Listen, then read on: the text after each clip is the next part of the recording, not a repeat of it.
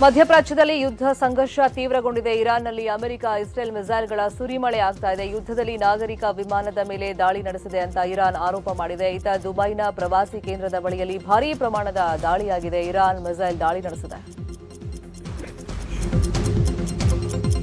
ಇನ್ನು ದುಬೈನಲ್ಲಿರುವಂತಹ ಅಮೆರಿಕ ರಾಯಭಾರ ಕಚೇರಿ ಬಳಿಯಲ್ಲಿ ಬೆಂಕಿ ಕಾಣಿಸಿಕೊಂಡಿದೆ. ಬೆಂಕಿಯಿಂದಾಗಿ ದಟ್ಟ ಹೊಗೆ ಸ್ಥಳದಲ್ಲಿ ಆವರಿಸಿತ್ತು. ಕೂಡಲೇ ಸ್ಥಳಕ್ಕೆ ದೌಡಾಯಿಸಿದ ಅಗ್ನಿಶಾಮಕ ಸಿಬ್ಬಂದಿ ಬೆಂಕಿಯನ್ನು ನಂದಿಸಿದೆ. ಇನ್ನು ಯಾವುದೇ ಸಾವು ನೋವಿನ ಬಗ್ಗೆ ವರದಿಯಾಗಿಲ್ಲ. ಇರಾನ್ನ ಗುಪ್ತ ಪರಮಾಣು ಸ್ಥಾವರದ ಮೇಲೆ ನಾವು ದಾಳಿ ಮಾಡಿದೀವಿ ಅಂತ ಇಸ್ರೇಲ್ ಹೇಳಿದೆ. ಎಕ್ಸ್ನಲ್ಲಿ ಈ ಬಗ್ಗೆ ಇಸ್ರೇಲ್ ಡಿಫೆನ್ಸ್ ಫೋರ್ಸ್ ಪೋಸ್ಟ್ ಮಾಡಿದ್ದು. ಟೆಹರಾನ್ನ ಮಿನ್ಜಾದೇಹಿ ಎಂಬ ಪ್ರದೇಶದಲ್ಲಿ ಇರಾನ್ ಗುಪ್ತವಾಗಿ ಪರಮಾಣು ಪರೀಕ್ಷೆ ನಡೆಸ್ತಾ ಇತ್ತು.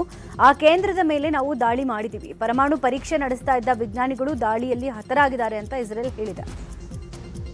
ಮತ್ತೊಂದು ಕಡೆ ಇಸ್ರೇಲ್ ಮೇಲೆ ಇರಾನ್ ದಾಳಿಯನ್ನ ತೀವ್ರಗೊಳಿಸಿದೆ. ಕ್ಷಿಪಣಿಗಳ ಮೂಲಕ ಇಸ್ರೇಲ್ ಮೇಲೆ ಇರಾನ್ ದಾಳಿ ಮಾಡಿದೆ. ಟೆಲ್ ಅವೀವ್ ಜೆರುಸಲೇಂ ಮೇಲೆ ಇರಾನ್ ದಾಳಿ ಮಾಡಿದೆ. ಜೆರುಸಲೇಂನ ಹಲವೆಡೆ ಕ್ಷಿಪಣಿಗಳ ಅವಶೇಷ ಬಿದ್ದಿದೆ. ಇನ್ನು ಸಾವು ನೋವಿನ ಕುರಿತು ಮಾಹಿತಿ ಸಿಕ್ಕಿಲ್ಲ. ಲೆಬನಾನ್ನಲ್ಲಿರುವ ಇರಾನ್ ಅಧಿಕಾರಿಗಳು 24 ಗಂಟೆಯೊಳಗೆ ಲೆಬನಾನ್ ಬಿಟ್ಟು ತೆರಳಬೇಕು ಅಂತ ಇಸ್ರೇಲ್ ವಾರ್ನ್ ಮಾಡಿದೆ. 24 ಗಂಟೆಯೊಳಗೆ ಲೆಬನಾನ್ನಲ್ಲಿರುವ ಅಧಿಕಾರಿಗಳು ಅಲ್ಲಿಂದ ತೆರಳದೇ ಇದ್ರೆ ನಾವು ದಾಳಿ ಮಾಡ್ತೀವಿ ಅನ್ನೋದಾಗಿ ಇಸ್ರೇಲ್ ಕಟ್ಟು ಎಚ್ಚರಿಕೆ ಕೊಟ್ಟಿದ್ದು ಮತ್ತಷ್ಟು ಯುದ್ಧದ ಭೀತಿ ಹೆಚ್ಚಾಗಿದೆ. ಪ್ರವಾಸಕ್ಕೆ ಅಂತ ಹೋಗಿ ದುಬೈನಲ್ಲಿ ಸಿಲುಕಿದ ಬೆಂಗಳೂರಿನ ನವದಂಪತಿ ತವರಿಗೆ ವಾಪಸ್ಸಾಗಿದ್ದಾರೆ. ರಕ್ಷಿತಾ ಹಾಗೂ ಶ್ರೀಶಾ ಸುರಕ್ಷಿತವಾಗಿ ಬೆಂಗಳೂರಿಗೆ ವಾಪಸ್ಸಾಗಿದ್ದಾರೆ. ಕೆಂಪೇಗೌಡ ಅಂತಾರಾಷ್ಟ್ರೀಯ ವಿಮಾನ ನಿಲ್ದಾಣದಲ್ಲಿ ನವದಂಪತಿ ಮಾತನಾಡಿ, ದೇಶಕ್ಕೆ ಬಂದಿದ್ದು ಬಹಳ ಸಂತೋಷವಾಯಿತು. ದುಬೈನಲ್ಲಿ ಬಹಳ ಸೇಫ್ಟಿ ಇದೆ. ಅಲ್ಲಿ ನಮಗೇನು ಸಮಸ್ಯೆ ಆಗಿಲ್ಲ ಅಂತ ಸಂತಸ ವ್ಯಕ್ತಪಡಿಸಿದ್ದಾರೆ. ಎಮಿರೇಟ್ಸ್ ವಿಮಾನ EK8566 ವಿಮಾನದಲ್ಲಿ ಮತ್ತೊಂದು ತಂಡ ರಿಟರ್ನ್ ಆಗಿದೆ. 200ಕ್ಕೂ ಹೆಚ್ಚು ಪ್ರಯಾಣಿಕರು ಭಾರತಕ್ಕೆ ವಾಪಸ್ಸಾಗಿದ್ದಾರೆ. ದುಬೈನಲ್ಲಾದ ಕರಾಳತೆಯನ್ನ ಕನ್ನಡಿಗರು ಬೆಚ್ಚಿಟ್ಟಿದ್ದಾರೆ. ಭಾಳ ಖುಷಿ ಅನಿಸ್ತಾ ಇದೆ. ಫ್ಯಾಮಿಲಿಗೆ ಮೀಟ್ ಆಗಿದ್ದು, ಲ್ಯಾಂಡ್ ಅದು ಸೇಫ್ಟಿ, ಭಾಳ ಸೇಫ್ಟಿ ಇದೆ. ಎಲ್ಲ ಚೆನ್ನಾಗಿ ಎಮಿರೇಟ್ಸ್ ಎಲ್ಲ ಚೆನ್ನಾಗಿ ಅಕೊಮಡೇಷನ್ ಮಾಡಿದ್ದಾರೆ. ಇವಾಗ ರೀಸೆಂಟ್ಲಿ ಮದುವೆ ಆಯಿತು. ಅದಕ್ಕೆ ಸ್ವಲ್ಪ ಎಲ್ಲ ಫ್ಯಾಮಿಲೀಸ್ ಟೆನ್ಸ್ಡ್ ಇತ್ತು. ಬಟ್ ಇವಾಗ ಸೇಫ್ ಅದಾವೆ. ಲ್ಯಾಂಡ್ ಸೇಫ್ ಆಯಿತು. ಸ್ವಲ್ಪ ಟೆನ್ಸ್ ಇದೆ ಇಲ್ಲಿ. ಅಂದ್ರೆ ಅದು ಡ್ರೋನ್ ಸೌಂಡ್ಸ್ ಬರ್ತಾವೆ, ಮಿಸೈಲ್ಸ್ ಇಂಟರ್ಸೆಪ್ಟ್ ಆಗ್ಯಾವ, ಅದು ಸೌಂಡ್ಸ್ ಬರ್ತಾವೆ. ಬಟ್ ಇನ್ವಾಲ್ವ್ಮೆಂಟ್ ಎಲ್ಲ ಸೇಫ್ ಇದೆ. ಅಂದ್ರೆ ಅದು ಮಿಸೈಲ್ಸ್ ಎಲ್ಲ ಬೀಚ್ ಸೈಡ್ ಕಡೆ ಮತ್ತು ಔಟ್ಸ್ಕರ್ಟ್ಸ್ ಕಡೆ ಅದಾವೆ. ಇಲ್ಲಿ ಮೇನ್ ಸಿಟಿದಾಗ ಏನು ತೊಂದರೆ ಇಲ್ಲ. ಏನೋ ಬೈ ಲಕ್ ನಮಗೆ ಫ್ಲೈಟ್ ಟಿಕೆಟ್ ಎಲ್ಲ ಬುಕ್ ಆಗಿದ್ದು. ಇನ್ನೂ ಜೊತೆ ಹೋದ 2-3 ಸ್ಟೂಡೆಂಟ್ಸ್ಗೆ ಏನಂದರೆ ಅದನ್ನು ಎಕ್ಸ್ಪ್ಲೈನ್ ಮಾಡೋಕ್ಕಾಗಲ್ಲ ಸರ್. ತುಂಬ ಕಷ್ಟ ಆಯಿತು. ಆದರೂ ನಾವು ಫೋನ್ ಕಾಂಟ್ಯಾಕ್ಟಲ್ಲಿ ಇರ್ತಾಯಿದ್ವಿ. ಏನಂದ್ರೆ ಆ ಸೌಂಡ್ಸು ಅವೆಲ್ಲ ಬರ್ತಾಯಿದ್ದಂತೂ ಆ ಒಂದು ಇದಕ್ಕೆ ನಮಗೆ ಭಯ ಆಗ್ತಾಯಿತ್ತು. ಇಲ್ಲ ಏನಿಲ್ಲ, ಆರಾಮಾಗಿರಿ. ಬರೀ ವೈಬ್ರೇಷನ್ಸ್ ಆದ್ಬಿಟ್ರೆ ಬೇರೇನಿಲ್ಲ. ಅದೇ ಮಿಕ್ಕಿದ್ದು ಯಾರು ಸ್ಟೂಡೆಂಟ್ಸ್ ಅಲ್ಲಿ ಓದ್ತಾ ಇದ್ದಾರೆ ಅದೆಲ್ಲ ಏನು ಭಯನೂ ಇಲ್ಲ. ಲೈಟ್ಸ್ ಓಪನ್ ಆಗಿದ್ದ ತಕ್ಷಣ ಬಂದ್ಬಿಡಕ್ಕೆ ಹೇಳ್ಬೇಕು. ನಾವು ಕಣ್ಣಾರೆ ನೋಡಿದ್ರೆ ಸರ್, ನಮ್ಮ ರೂಮಿಂದ ಆಲ್ಮೋಸ್ಟ್ ನಮಗೆ ದೊಡ್ಡದೊಂದು ಹೊಗೆ ಕಾಣಿಸ್ತಾ ಇತ್ತು. ತುಂಬ ದೊಡ್ಡ ಬ್ಲಾಸ್ಟ್ ಆಗಿರೋ ಥರ ಹೊಗೆ ಕಾಣಿಸ್ತಿತ್ತು. ಅದನ್ನ ರೆಕಾರ್ಡ್ ಮಾಡಿದ್ದೆ ಮೊಬೈಲಲ್ಲಿ. ಆಮೇಲೆ ಒನ್ ಡೇ ನಮ್ಮ ರೂಮ್ ಹತ್ರನೇ ಎಲ್ಲೋ ಬ್ಲಾಸ್ಟ್ ಆಯಿತು. ರೂಮ್ ಸ್ವಲ್ಪ ವೈಬ್ರೇಟ್ ಆಗುತ್ತಲ್ಲ, ಆ ಥರ ವೈಬ್ರೇಟ್ ಕೂಡ ಆಯಿತು. ಸೌಂಡ್ ಅಂತೂ ನೆಕ್ಸ್ಟ್ ಲೆವೆಲ್ ಇತ್ತು. ಆ ಟೈಮಲ್ಲಿ ನಿಮಗೆ ಹೇಗೆ ಅನಿಸುತ್ತೆ? ತುಂಬ ಭಯ ಇತ್ತು ಸರ್. ನಾವು ಅಲ್ಲಿ ನಮ್ಮದು ವ್ಯೂ ಚೆನ್ನಾಗಿತ್ತು ರೂಮ್ದು. ಓಕೆ, ಅಪಾರ್ಟ್ಮೆಂಟ್ದು. ಸೊ ವ್ಯೂ ತಗೊಂಡು ಆಚೆ ಕೂತಿದ್ವಿ ನಾವು. ಹೊರಗಡೆ ಹೋಗಿರ್ಲಿಲ್ಲ. ಸೊ ಅದೇನು ಸೌಂಡ್ ಆಯಿತು ಎಲ್ಲ ಕ್ಲೋಸ್ ಮಾಡಿ ಆಚೆ ಬಂದು ಕೂತ್ಕೊಂಡ್ಬಿಟ್ವಿ. ಅದು ತುಂಬ ಕಷ್ಟ ಆಗಿತ್ತು ಸರ್. ಅದು ಹೆವಿ ಭಯ ಪಟ್ಟಿದ್ವಿ ನಾವು. ಆ್ಯಕ್ಚುಲಿ ಅವತ್ತು ನಾವು ಆಚೆ ಹೋಗ್ಬೇಕಂತ ಪ್ಲಾನ್ ಮಾಡಿದ್ವಿ. ಅದೇನು ಇದಾಯ್ತಲ್ಲ ಅಟ್ಯಾಕು, ನಾವು ಏನು ಬೇಡ ಸುಮ್ಮನೆ ಮನೇಲಿರುವಂಥ ಮನೇಲಿದ್ವಿ. ಎಲ್ಲ ಕಂಡೀಷನ್ ನಮಗೆ ಚೆನ್ನಾಗಿ, ನಮ್ಮ ಕನ್ನಡದೇ ಒಂದು ಸಂಘ ಇತ್ತು. ಎಲ್ಲರೂ ಚೆನ್ನಾಗಿ ನಮಗೆ ನೋಡಿಕೊಂಡ್ರು. ಆಮೇಲೆ ನಾವೇ ಒಟ್ಟಾಗಿ ನಮ್ಮ ಇಂಡಿಯಾದವ್ರಂತ ಎಲ್ಲ ಸೇರಿಬಿಟ್ಟು ನಾವು ಟ್ರಾನ್ಸಿಟ್ನಲ್ಲಿ ಇದ್ಬಿಟ್ಟು ನಾವು ಈ ಕಡೆ ಬಂದಿದ್ವಿ.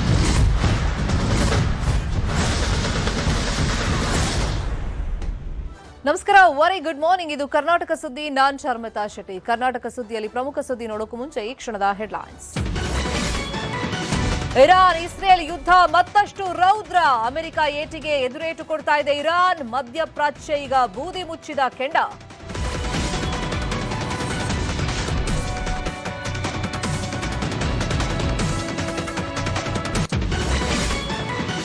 ಇರಾನ್ನಲ್ಲಿ ಚಿಕ್ಕಮಗಳೂರಿನ ನಿಶ್ಚಿತ್ ನಾಪತ್ತೆ. ವಾರದಿಂದ ಫೋನ್ ಸಂಪರ್ಕವೂ ಇಲ್ಲ. ಬಳ್ಳಾರಿಯ 35 ಜನ ದುಬೈನಲ್ಲೇ ಲಾಕ್.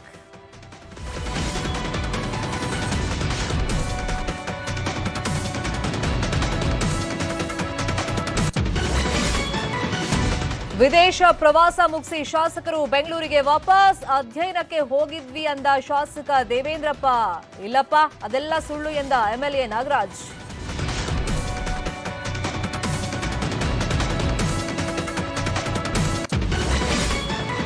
ಕೆಪಿಎಸ್ಸಿ ಪರೀಕ್ಷೆಯಲ್ಲಿ ಮತ್ತೆ ನಡೆದಿದೆಯಾ ಎಡವಟ್ಟು? ಒಂದೇ ಕೇಂದ್ರದಲ್ಲಿ ಪರೀಕ್ಷೆ ಬರೆದ 15 ಮಂದಿಯೂ ಆಯ್ಕೆ. ಮತ್ತೆ ಗೊಂದಲಕ್ಕೆ ಕಾರಣವಾಯಿತು ರಿಸಲ್ಟ್.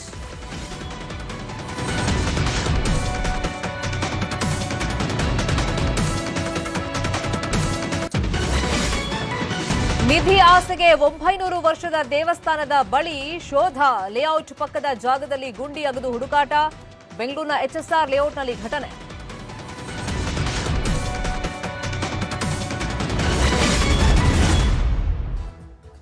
ಮೊದಲಿಗೆ ಪ್ರಮುಖ 30 ಸುದ್ದಿ ಫಟಾಫಟ್ ನೋಡ್ತಾ ಹೋಗೋಣ.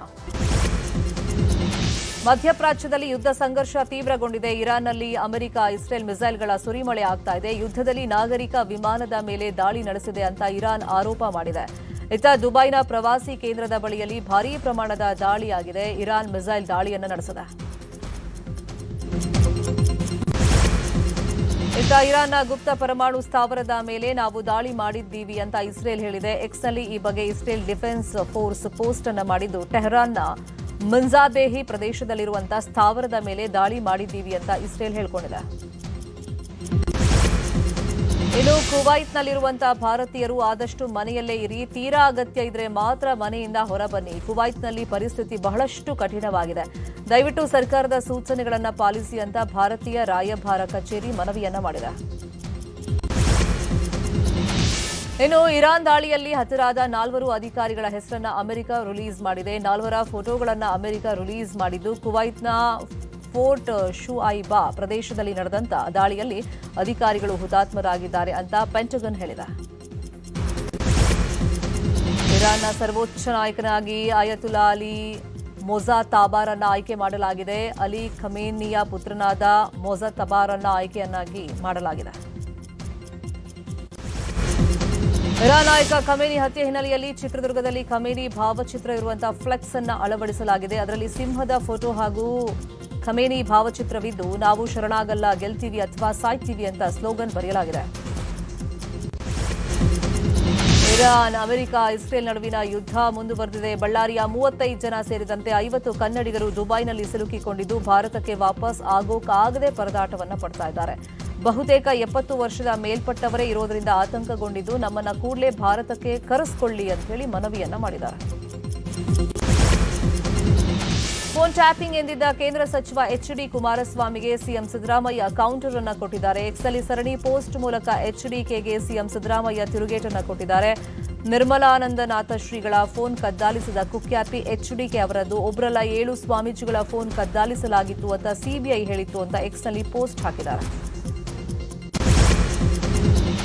ಕಾಂಗ್ರೆಸ್ನಲ್ಲಿ ಕುರ್ಚಿ ಕಚ್ಚಾಟ ಮುಂದುವರೆದಿದೆ. ಬಜೆಟ್ ಬಳಿಕ ಪವರ್ ಶೇರಿಂಗ್ ಗೊಂದಲ ಇತ್ಯರ್ಥ ಆಗುತ್ತಾ ಅನ್ನೋ ನಿರೀಕ್ಷೆ ಇದೆ. ಡಿಸಿಎಂ ಡಿಕೆ ಶಿವಕುಮಾರ್ ಅವರೇ ತಮ್ಮ ಬೆಂಬಲಿಗರಿಗೆ ದೆಹಲಿ ಯಾತ್ರೆ ಬೇಡ ಅಂತ ಹೇಳಿದಾರಂತೆ. ಹೈಕಮಾಂಡ್ ನಾಯಕರು ಭರವಸೆಯನ್ನ ಕೊಟ್ಟಿದ್ದಾರೆ. ಮಾರ್ಚ್ 31ರ ತನಕ ಕಾದು ನೋಡಿ ಅಂತ ಡಿಕೆ ಹೇಳಿದಾರಂತೆ. ಕಾಂಗ್ರೆಸ್ನಲ್ಲಿ ಸಿಎಂ ಕುರ್ಚಿಯ ಚರ್ಚೆ ಕಾವೇರಿದಂತೆ ಕಾಣ್ತಾ ಇದೆ. ರಾಜ್ಯ ಬಜೆಟ್ ಮಂಡನೆ ಮುಗಿದ ಬಳಿಕ ಶಾಸಕರು ಹಾಗೂ ಸಚಿವರಿಗೆ ಡಿಸಿಎಂ ಡಿಕೆ ಶಿವಕುಮಾರ್ ಡಿನ್ನರ್ ಆಯೋಜನೆಯನ್ನ ಮಾಡಿದ್ದಾರೆ. ಮಾರ್ಚ್ 10ನೇ ತಾರೀಕು ಡಿನ್ನರ್ ಆಯೋಜನೆಯನ್ನ ಮಾಡಲಾಗಿದೆ. ವಿದೇಶ ಪ್ರವಾಸಕ್ಕೆ ತೆರಳಿದ ಕಾಂಗ್ರೆಸ್ನ ಶಾಸಕರು ಬೆಂಗಳೂರಿಗೆ ವಾಪಸ್ಸಾಗಿದ್ದಾರೆ. ನಿನ್ನೆ ರಾತ್ರಿ ಶಾಸಕರಾದ ಬಿಎಂ ನಾಗರಾಜ್, ಎಚ್ಡಿ ತಮ್ಮಯ್ಯ, ದೇವೇಂದ್ರಪ್ಪ, ಪುಟ್ಟರಂಗಶೆಟ್ಟಿ ಬೆಂಗಳೂರಿಗೆ ಮರಳಿ ಬಂದಿದ್ದಾರೆ. ಈ ವೇಳೆ ಮಾತನಾಡಿದಂತ ಶಾಸಕ ದೇವೇಂದ್ರಪ್ಪ ಅಧ್ಯಯನಕ್ಕೆ ಹೋಗಿದ್ವಿ ಅಂತ ಹೇಳಿದ್ದಾರೆ. ಆದರೆ ಶಾಸಕ ಬಿಎಂ ನಾಗರಾಜ್ ಅಧ್ಯಯನ ಎಲ್ಲ ಸುಳ್ಳು ಅಂತ ಹೇಳಿದ್ದಾರೆ. ವಿಎಸ್ಎಸ್ಎನ್ ಆಡಳಿತ ಮಂಡಳಿ ನಿರ್ದೇಶಕ ಸ್ಥಾನಗಳಿಗೆ ನಡೆದಂತ ಚುನಾವಣೆ ವೇಳೆ 2 ಗುಂಪುಗಳ ನಡುವೆ ತಳ್ಳಾಟ ನೂಕಾಟವಾಗಿದೆ. ಚಿಕ್ಕಬಳ್ಳಾಪುರದ ಗೌರಿಬಿದನೂರು ತಾಲೂಕಿನ ಬಾದಿಮರಳೂರು ಗ್ರಾಮದಲ್ಲಿ ಘಟನೆ ನಡೆದಿದೆ. ಕೆಎಚ್ಪಿ ಬಣದ ಬೆಂಬಲಿಗರು ಹಾಗೂ ಕಾಂಗ್ರೆಸ್ ಪಕ್ಷದ ಬೆಂಬಲಿಗರ ನಡುವೆ ಘರ್ಷಣೆಯಾಗಿದೆ. ವೈಜಿಗುಡ್ಡ ಏತ ನೀರಾವರಿ ಯೋಜನೆಗೆ ಡಿಸಿಎಂ ಡಿಕೆ ಶಿವಕುಮಾರ್ ಇವತ್ತು ಚಾಲನೆಯನ್ನ ಕೊಡಲಿದ್ದಾರೆ. ಬೆಂಗಳೂರು ದಕ್ಷಿಣ ಜಿಲ್ಲೆಯ ಮಾಗಡಿ ತಾಲೂಕಿನ ಕೆರೆಗಳಿಗೆ ನೀರು ತುಂಬಿಸುವ ದೃಷ್ಟಿಯಿಂದ ಯೋಜನೆಗೆ ಚಾಲನೆಯನ್ನ ನೀಡಲಾಗ್ತಾ ಇದೆ. ಈ ಯೋಜನೆ ಮಾಗಡಿ ತಾಲೂಕಿನ ಕೆರೆಗಳಿಗೆ ಹಾಗೂ ಕುಡಿಯೋ ನೀರಿನ ಸೌಲಭ್ಯಕ್ಕೆ ಉಪಕಾರಿಯಾಗಲಿದೆ. ಕೆಪಿಎಸ್ಸಿ ವಿರುದ್ಧ ವಿದ್ಯಾರ್ಥಿಗಳು ಸಿಡಿದೆದ್ದಿದ್ದಾರೆ. ಒಂದೇ ಕೇಂದ್ರದ ಅಭ್ಯರ್ಥಿಗಳು ಮೇನ್ಸ್ ಅಲ್ಲಿ ಆಯ್ಕೆಯಾಗಿರುವಂತಹ ಆರೋಪ ಕೇಳಿಬಂದಿದೆ. ಅಲ್ಲದೆ ಒಂದೇ ಫ್ಯಾಮಿಲಿಯ ಕೆಲವರು ಆಯ್ಕೆಯಾಗಿರುವಂತಹ ಗಂಭೀರ ಆರೋಪಗಳೂ ಇದೆ. ಈ ಬಾರಿಯೂ ಕೆಪಿಎಸ್ಸಿ ಪರೀಕ್ಷೆಯಲ್ಲಿ ಎಡವಟ್ಟು ನಡೆದಿದೆಯಾ ಅನ್ನೋ ಪ್ರಶ್ನೆ ಮೂಡಿದೆ. ಬೀದರ್ನ ಬ್ರಿಮ್ಸ್ನ ಹಿರಿಯ ಫಾರೆನ್ಸಿಕ್ ವೈದ್ಯ ಆತ್ಮಹತ್ಯೆಯನ್ನು ಮಾಡಿಕೊಂಡಿದ್ದಾರೆ. 58 ವರ್ಷದ ಸುನಿಲ್ ತಾಪ್ಸೆ ತನ್ನ ಸಾವಿಗೆ ಅನಾರೋಗ್ಯವೇ ಕಾರಣ ಅಂತ ಡೆತ್ ನೋಟ್ ಅನ್ನು ಬರೆದಿಟ್ಟು ಆತ್ಮಹತ್ಯೆಯನ್ನು ಮಾಡಿಕೊಂಡಿದ್ದಾರೆ. ಇವರು ಕಳೆದ 35 ವರ್ಷಗಳಿಂದ ಬ್ರಿಮ್ಸ್ ಆಸ್ಪತ್ರೆಯ ಫಾರೆನ್ಸಿಕ್ ವಿಭಾಗದ ಮುಖ್ಯಸ್ಥರಾಗಿ ಸೇವೆ ಸಲ್ಲಿಸ್ತಾ ಇದ್ರು. ಮಲ್ಲಿಕಾರ್ಜುನ ಮುತ್ಯಾ ಮೇಲೆ ಪೋಕ್ಸೋ ಕೇಸ್ ವಿಚಾರಕ್ಕೆ ಸಂಬಂಧಪಟ್ಟಂತೆ ಮುತ್ಯಾ ಬಂಧಿಸಲು ಬೀದರ್ ಪೊಲೀಸರು ಮೀನಾಮೇಷ ಎಣಿಸುತ್ತಿದ್ದಾರೆ ಅನ್ನೋ ಆರೋಪ ಕೇಳಿಬಂದಿದೆ. ಮಲ್ಲಿಕಾರ್ಜುನ ಮುತ್ಯಾ ವಿಚಾರಣೆಗೆ ಹಾಜರಾಗದೇ ಇದ್ರೂ ಪೊಲೀಸರು ಮಾತ್ರ ಬಂಧನಕ್ಕೆ ಮುಂದಾಗಿಲ್ಲ, ಯಾಕೆ ಅನ್ನೋ ಪ್ರಶ್ನೆ ಮೂಡಿದೆ. ನೌಕರಿ ಮತ್ತು ಟೆಂಡರ್ ಕೊಡಿಸೋದಾಗಿ ನಂಬಿಸಿ ಯುವಕನೊಬ್ಬನಿಂದ 38.21 ಲಕ್ಷ ರೂಪಾಯಿ ವರ್ಗಾಯಿಸಿಕೊಂಡು ವಂಚಿಸಿರುವಂತಹ ಘಟನೆ ಹುಬ್ಬಳ್ಳಿಯಲ್ಲಿ ಬೆಳಕಿಗೆ ಬಂದಿದೆ. ವಂಚನೆಗೆ ಒಳಗಾದ ಮೊಯ್ನುದ್ದೀನ್ ಶೇಖ್ ಕೇಶವಾಪುರ ಠಾಣೆಯಲ್ಲಿ ದೂರನ್ನು ಕೊಟ್ಟಿದ್ದಾರೆ. ಮನೆ ಖಾಲಿ ಮಾಡೋ ವಿಚಾರಕ್ಕೆ ಜಗಳ ನಡೆದು ವ್ಯಕ್ತಿಯನ್ನ ಕೊಲೆ ಮಾಡಿರುವಂತಹ ಘಟನೆ ಬೆಂಗಳೂರಿನ ವಿವೇಕನಗರದ ಅಸ್ಟಿನ್ ಟೌನ್ನಲ್ಲಿ ನಡೆದಿದೆ. ಇನಾಯತ್ ಪಾಷಾ ಮೃತ ದುರ್ದೈವಿ. ಮದ್ಯದ ಅಮಲಿನಲ್ಲಿ ನಡೆದಂತ ಗಲಾಟೆಯಲ್ಲಿ ಕೊಲೆಯಾಗಿದೆ. ವಿವೇಕನಗರ ಠಾಣೆಯಲ್ಲಿ ದೂರು ದಾಖಲಾಗಿದೆ. ಜಗಳ ಬಿಡಿಸೋಕೆ ಹೋದ ವ್ಯಕ್ತಿಗೆ ಚಾಕು ಇರಿದಿರುವಂತಹ ಘಟನೆ ಬೆಳಗಾವಿ ತಾಲೂಕಿನ ಪಂಥ ಬಾಳೆಕುಂದ್ರಿ ಗ್ರಾಮದಲ್ಲಿ ನಡೆದಿದೆ. 36 ವರ್ಷದ ಇರ್ಷಾದ್ ಜಮಾದಾರ್ ಎಂಬಾತನಿಗೆ ದುಷ್ಕರ್ಮಿಗಳು ಚಾಕು ಇರಿದು ಪರಾರಿಯಾಗಿದ್ದಾರೆ. ಸಚಿವ ಕೆಜೆ ಜಾರ್ಜ್ ಬೆಂಗಳೂರಿನ ಜೀವನಹಳ್ಳಿಯಲ್ಲಿ ಪಾದಯಾತ್ರೆ ನಡೆಸುವ ಮೂಲಕ ಜನರ ಸಮಸ್ಯೆಗಳನ್ನು ಆಲಿಸಿದರು. ಈ ವೇಳೆ ವಿವಿಧ ಕಾಮಗಾರಿಗಳ ಪರಿಶೀಲನೆ ನಡೆಸಿ ವೇಗವಾಗಿ ಪೂರ್ಣಗೊಳಿಸಲು ಅಧಿಕಾರಿಗಳಿಗೆ ಸೂಚನೆಯನ್ನು ಕೊಟ್ಟಿದ್ದಾರೆ.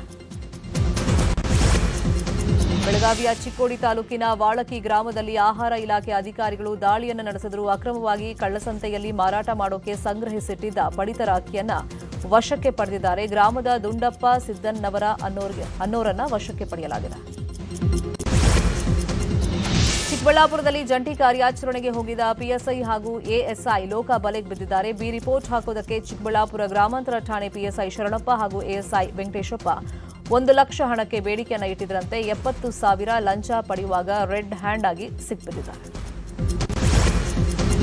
ಚಿಕ್ಕಬಳ್ಳಾಪುರದ ವಿಶ್ವವಿಖ್ಯಾತ ನಂದಿಗಿರಿ ಧಾಮಕ್ಕೆ ಬೆಂಕಿ ಬಿದ್ದಿದೆ. ಬೆಂಕಿ ಅವಘಡದಲ್ಲಿ ಅಪಾರ ಪ್ರಮಾಣದಲ್ಲಿ ನಾಶವಾಗಿದೆ. ಬೆಂಕಿ ಕೆನ್ನಾಲಿಗೆಗೆ ನಂದಿ ಬೆಟ್ಟ ಹೊತ್ತಿ ಉರಿದಿದೆ. ಕೇತುಗ್ರಸ್ತ ಚಂದ್ರಗ್ರಹಣದ ದಿನವೇ ಶ್ರೀ ತೋಪಿ ರಂಗನಾಥ ಸ್ವಾಮಿ ರಥೋತ್ಸವ ಅದ್ದೂರಿಯಾಗಿ ಜರುಗಿದೆ. ತುಮಕೂರು ಗ್ರಾಮಾಂತರ ಸೋಪನಹಳ್ಳಿಯ ಇತಿಹಾಸ ಪ್ರಸಿದ್ಧ ಪುರಾತನ ಕಾಲದ ಶ್ರೀ ತೋಪಿ ರಂಗನಾಥ ಸ್ವಾಮಿಯ ಜಾತ್ರಾ ಮಹೋತ್ಸವ ಜರುಗಿತು. ಸಾವಿರಾರು ಸಂಖ್ಯೆಯಲ್ಲಿ ಭಕ್ತರು ಪಾಲ್ಗೊಂಡಿದ್ದರು. ಇವತ್ತು ಕೊಪ್ಪಳದ ತಾಲೂಕು ಕ್ರೀಡಾಂಗಣದಲ್ಲಿ ಅದ್ದೂರಿ ಹೋಳಿ ಆಚರಣೆ ನಡೆಯಲಿದೆ. ಸಂಸದ ರಾಜಶೇಖರ ಹಿಟ್ನಾಳ್ ಅಧ್ಯಕ್ಷತೆಯಲ್ಲಿ ಜಿಲ್ಲಾ ಅಥ್ಲೆಟಿಕ್ಸ್ ಅಸೋಸಿಯೇಷನ್ನಿಂದ 2ನೇ ಬಾರಿಗೆ ಆಚರಣೆಯನ್ನ ಮಾಡಲಾಗ್ತಾ ಇದೆ. ಸುಮಾರು 25,000 ಜನ ಪಾಲ್ಗೊಳ್ಳುವ ನಿರೀಕ್ಷೆ ಇದೆ. ಮೈಸೂರಿನ ಜಿಲ್ಲಾ ಪಂಚಾಯತ್ ಆವರಣದಲ್ಲಿ ಮೊದಲ ಅಕ್ಕ ಕೆಫೆ ಆರಂಭವಾಗಿದೆ. ನಾಗವಾಲ ಮಹಿಳಾ ಸ್ವಸಹಾಯ ಸಂಘದ ಮಹಿಳೆಯರಿಂದ ರುಚಿ ಶುಚಿ ಅಡುಗೆ ತಯಾರಾಗಲಿದೆ. ಸುಮಾರು 15 ಲಕ್ಷ ರೂಪಾಯಿ ವೆಚ್ಚದಲ್ಲಿ ಈ ಕೆಫೆ ನಿರ್ಮಾಣವಾಗಿದೆ. ಒಟ್ಟು 6 ಮಂದಿ ಮಹಿಳೆಯರು ಕೆಫೆ ನಡೆಸ್ತಾ ಇದ್ದಾರೆ. ಗದಗ ಜಿಲ್ಲೆಯಲ್ಲಿ ರತಿ ಮನ್ಮಥರನ್ನ ಶೃಂಗಾರ ಮಾಡಿ ಅದ್ದೂರಿ ಮೆರವಣಿಗೆ ಮಾಡಿ ಶ್ರೀ ಗಂಜಿ ಬಸವೇಶ್ವರ ದೇವಸ್ಥಾನದಲ್ಲಿ ಪ್ರತಿಷ್ಠಾಪಿಸಲಾಗಿದೆ. ಹನುಮನಗರಡಿಯ ಬಳಿಯ ಮಾನಪ್ಪ ಕಮ್ಮಾರ್ ಮನೆಯಿಂದ ಹೊಸದಾಗಿ ಬಣ್ಣ ಬಳಿದು ರತಿ ಮನ್ಮಥರಿಗೆ ಶೃಂಗಾರ ಮಾಡಿ ಅದ್ದೂರಿ ಮೆರವಣಿಗೆಯನ್ನ ಮಾಡಲಾಗಿದೆ. ಆರ್ಸಿಬಿ ಅಭಿಮಾನಿಗಳಿಗೆ ಗುಡ್ ನ್ಯೂಸ್ ಸಿಕ್ಕಿದ್ದು ಚಿನ್ನಸ್ವಾಮಿ ಕ್ರೀಡಾಂಗಣದಲ್ಲಿ ಮತ್ತೆ ಕ್ರಿಕೆಟ್ ಹವಾ ಶುರುವಾಗಲಿದೆ. ಸಂಪ್ರದಾಯದಂತೆ ಹೋಮ್ ಗ್ರೌಂಡ್ನಲ್ಲಿ ಉದ್ಘಾಟನಾ ಪಂದ್ಯ ನಡೆಯಲಿದೆ. ಜೊತೆಗೆ ಒಂದು ಪ್ಲೇ ಆಫ್ ಮತ್ತು ಫೈನಲ್ ಪಂದ್ಯವೂ ಇದೇ ಮೈದಾನದಲ್ಲಿ ನಡೆಯಲಿದೆ ಅಂತ ಕೆಎಸ್ಸಿಎ ಮಾಹಿತಿಯನ್ನು ಕೊಟ್ಟಿದೆ. ಕೋಲ್ಕತಾದ ಈಡನ್ ಗಾರ್ಡನ್ ಮೈದಾನದಲ್ಲಿ ಇವತ್ತು ಟಿ20 ವಿಶ್ವಕಪ್ನ ಮೊದಲ ಸೆಮಿಫೈನಲ್ ಪಂದ್ಯ ನಡೆಯಲಿದೆ. ಫೈನಲ್ಗೇರಲು ಸೌತ್ ಆಫ್ರಿಕಾ ಹಾಗೂ ನ್ಯೂಜಿಲೆಂಡ್ ತಂಡಗಳು ಸೆಣಸಾಟವನ್ನು ನಡೆಸಲಿವೆ.